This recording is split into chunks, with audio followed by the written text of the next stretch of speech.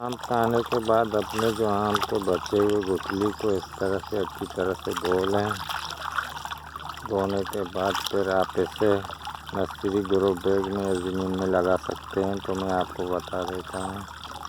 तो इस तरह से मैं इसे चाकू से आप रगड़ दें इस तरह से, यानी कि इसे फंगस ना लगे।